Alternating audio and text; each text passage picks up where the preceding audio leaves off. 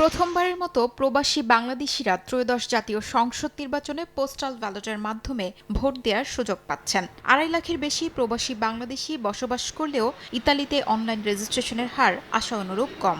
রোববার পর্যন্ত ইতালিতে অনলাইন রেজিস্ট্রেশন করেছেন মাত্র ১৩,৭০৪ জন। এদের মধ্যে পুরুষ ১১,৯৮৫ জন এবং নারী ১,৭১৯ জন। তাদের মধ্যে ১১,৬১৬ জন অনুমোদন পেয়েছেন।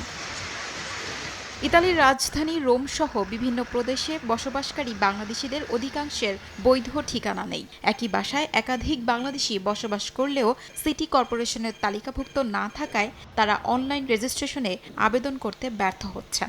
এ কারণেই ভোটার রেজিস্ট্রেশনের সংখ্যা খুবই কম বলে জানান বাংলাদেশের রাষ্ট্রদূত এটিএম রকিবুল হক। পোস্টাল ব্যালটে কিভাবে ভোট দেওয়া যায়, কিভাবে তারা ভোটাধিকার প্রয়োগ করতে পারবে এবং কিভাবে নিবন্ধন করতে পারে, এই বিষয়ে কিন্তু আমরা প্রতিনিয়ত যে সকল টিউটোরিয়াল ভিডিও এসেছে সেগুলো আমরা প্রচার করছি।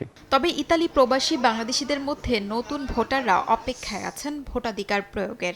আমরা সকলে খুব আনন্দিত, প্রথমবারের মতো আমাদের প্রবাসীদেরকে এত সুন্দর একটা সুযোগ দেওয়া হয়েছে। নিবন্ধনে অংশগ্রহণের মাধ্যমে প্রবাসীর ঐক্যকে শক্তিশালী করুন।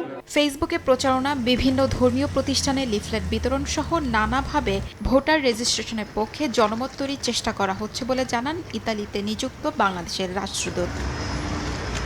শিউলি রোজা, সময় সংবাদ।